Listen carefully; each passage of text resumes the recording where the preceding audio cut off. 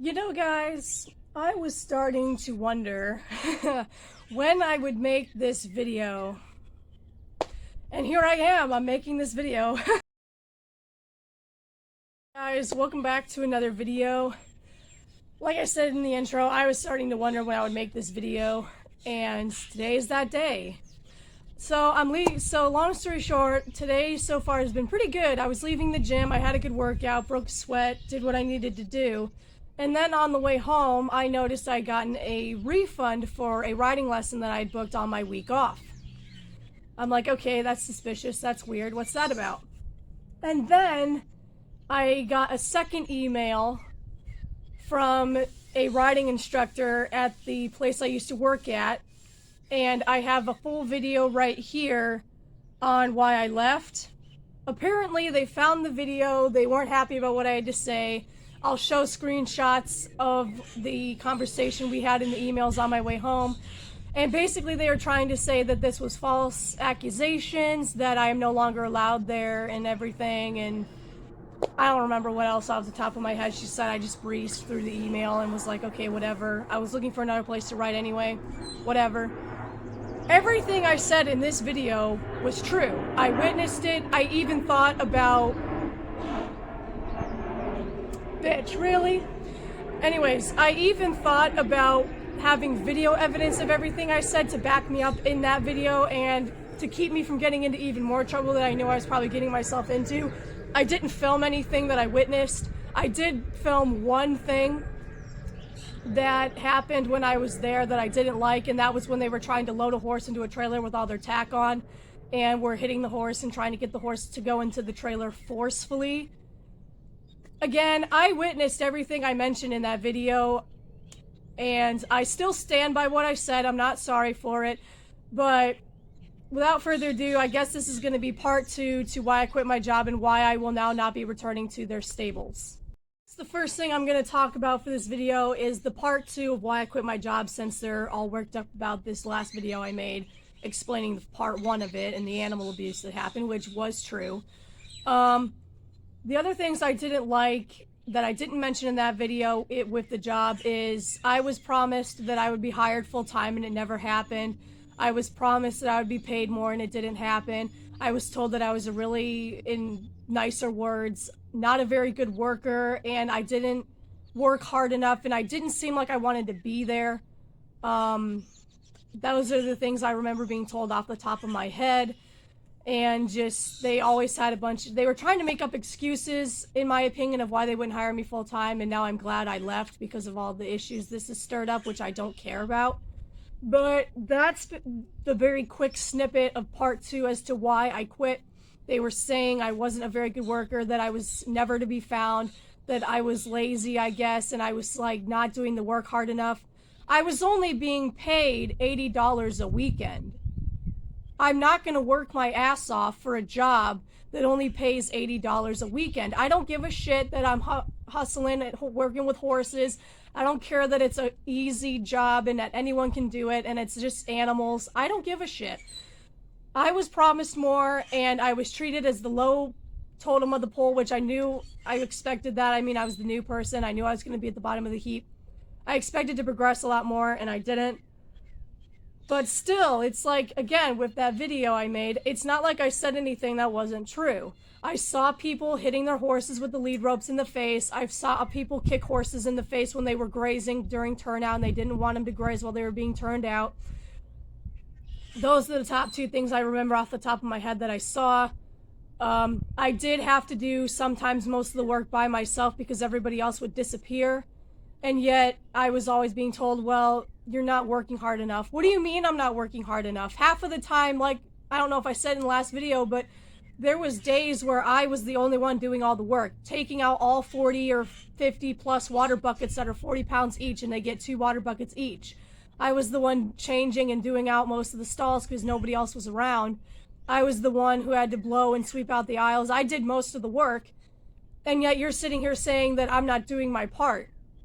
Well, you were never there to witness it, so what would you know? How would you know if I was doing the work or not?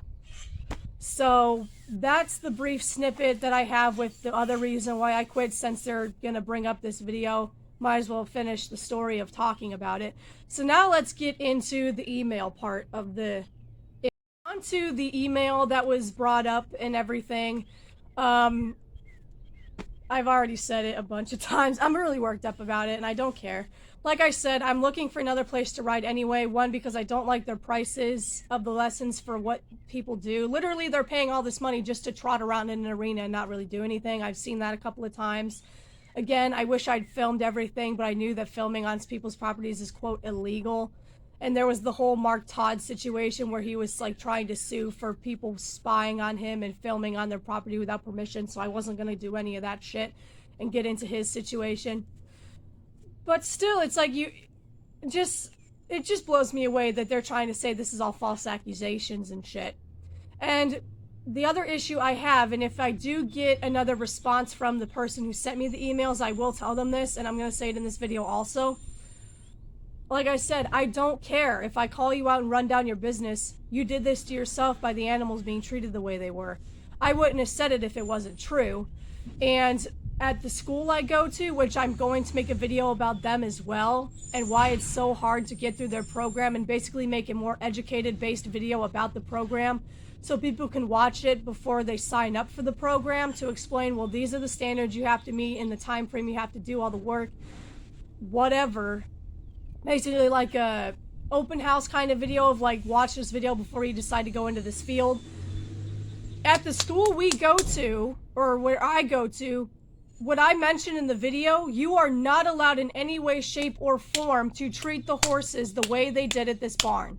And these are thoroughbreds that are worth a lot of money at this place I go to school for. So it just baffles me that they're sitting here trying to tell me, like you saw in the email, if you pause the video to read it, that I'm not showing true horsemanship, that it's all false or whatever, and I don't know what true horsemanship is and whatever else they said. What are you talking about? I go to school for a business that's worth millions and millions of dollars, which is probably worth more than your stable and the horses that are there are worth, and you're gonna tell me I don't know what true horsemanship is? That is like the number one thing we are taught when we are brought into this program, is you are not allowed to hit the horses in any way, shape, or form. You are not allowed to reprimand them for their behavior. They are acting like that for a reason. And you have to learn to read the horse's body language and communicate with the horse and have a partnership with the horse to understand why they're giving you those cues and aggression cues, or are not listening to you or something. That's what horsemanship is. You guys, in my opinion, are the ones who don't know what horsemanship is, or else you wouldn't sweep this under the rug and try to throw me under the bus when I know I'm in the right for this.